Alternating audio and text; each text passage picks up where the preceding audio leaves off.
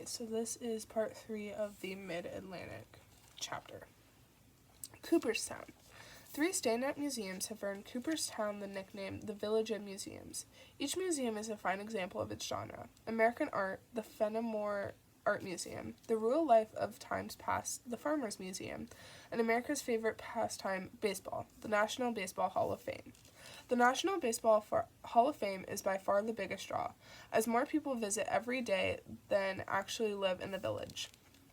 The 3-floor museum of baseball memorabilia is packed with rare old photographs, displays, and timelines that trace the history of the game and showcase its most important players, stadiums, and leagues. You'll see Babe Ruth's record-making bat, Willie Mays' glove, Lou Gehrig's locker, and the first known baseball found in an old trunk outside Cooperstown. The Sandlot Kids Clubhouse, a popular hands-on discovery area designed for young visitors, has interactive features such as discovery drawers filled with museum artifacts. Outside of the Baseball Hall of Fame are statues of Johnny Porter's pitching his Brooklyn teammate Roy Campanella in a World Series game. And that's the picture of Roy. And it also has a little camera thingy.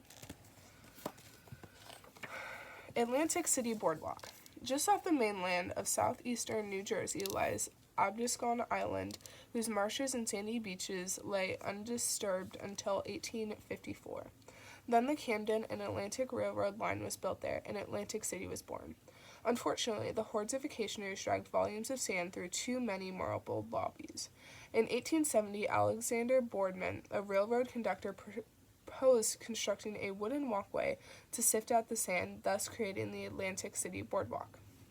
Atlantic City built and rebuilt the boardwalk until the 15th and final version, fifth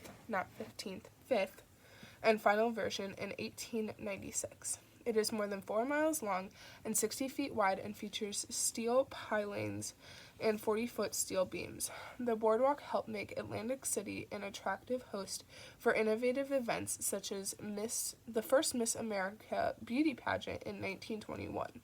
The legalization of casino gambling came in the late 1970s, and today, like Las Vegas, the boardwalk is open 24 hours a day.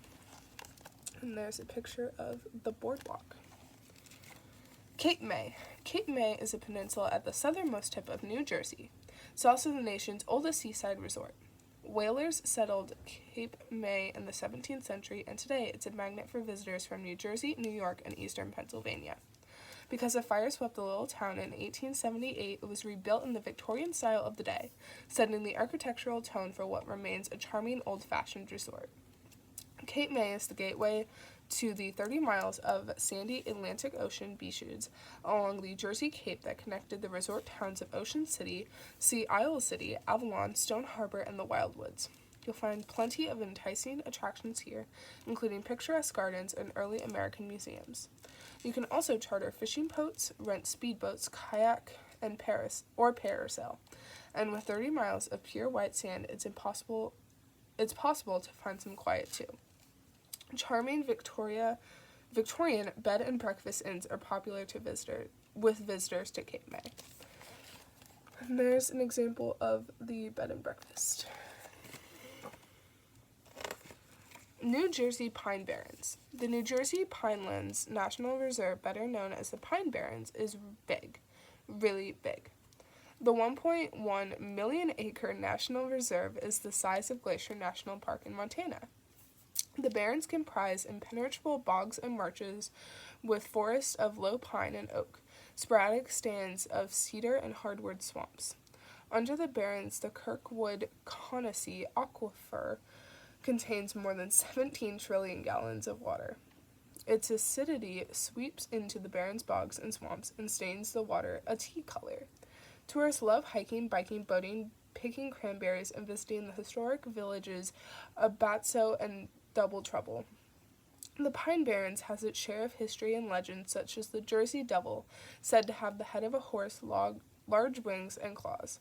Jersey Devil tours are offered for the courageous. There's a picture of some of the marshes.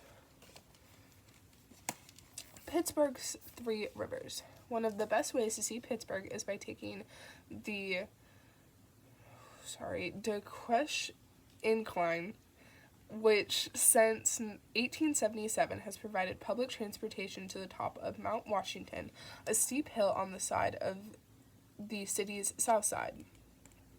Take the incline at night and go to the observation deck overlooking downtown Pittsburgh's Golden Triangle. 15 major bridges span the waters of the Allegheny and Monongahela rivers as they flow together to become the Ohio River. You'll be rewarded by the view and will land in the middle of Pittsburgh's Restaurant Row. Opposite Mount Washington, going north across the rivers, is the Andy Warhol Museum, the Carnegie Science Center, PNC Park, and Heinz Field. While you're on the north side of the rivers, check out the National Aviary. It's a warm refuge on a chilly Pittsburgh day. There's a picture of the rivers.